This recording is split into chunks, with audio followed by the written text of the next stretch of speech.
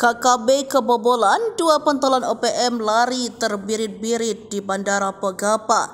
Niat bikin onar gagal.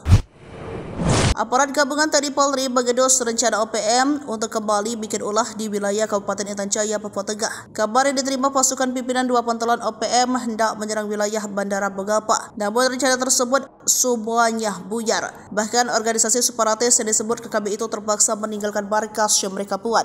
Mengutip dari Tribun Papua.com, aparat TNI dan Polri langsung meningkatkan patroli pada zona rawan gangguan begitu mengetahui rencana OPM. Terlebih beberapa hari sebelumnya, OPM membakar sejumlah fasilitas sekolah di distrik Homio. Mereka juga menyerang pos aparat keamanan hingga menewaskan seorang warga sipil. Terbaru aparat gabungan anak buah Afriados Bagubai dan Kennedy Pagau Dedengkot OPM di wilayah tersebut.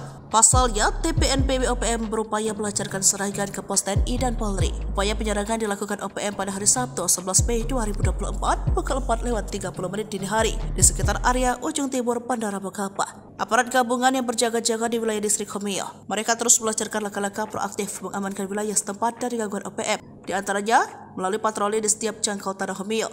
Kegiatan patroli secara aktif dilakukan. Aparat gabungan tersebut melibatkan satuan jajaran Komando Operasi TNI, HBMA, dan Satgas Nanggala Kopassus. Saat patroli di jalanan, aparat gabungan menemukan indikasi keberadaan OPM di sekitar daerah patroli. Lalu dilakukan pengejaran yang diikuti dengan kontak tembak. Di akhir tahap pengejaran, ditemukan berbagai barang bukti milik OPM yang ditinggalkan. Ada anak panah, busur, senter, dan beberapa foto anggota OPM. Semuanya ditemukan di tempat perlindungan tidak permanen yang dibangun OPM beserta pos tinjau OPM yang digunakan untuk mengintai kondisi wilayah Homio dan sekitarnya. Berkat langkah cepat 2 satgas tersebut, rencana OPM untuk bikin ulah gagal total. Patroli di distrik Homio merupakan langkah proaktif Upcam gabungan untuk mewujudkan situasi keamanan wilayah yang kondusif guna mendukung sebuah proses percepatan pembangunan Papua.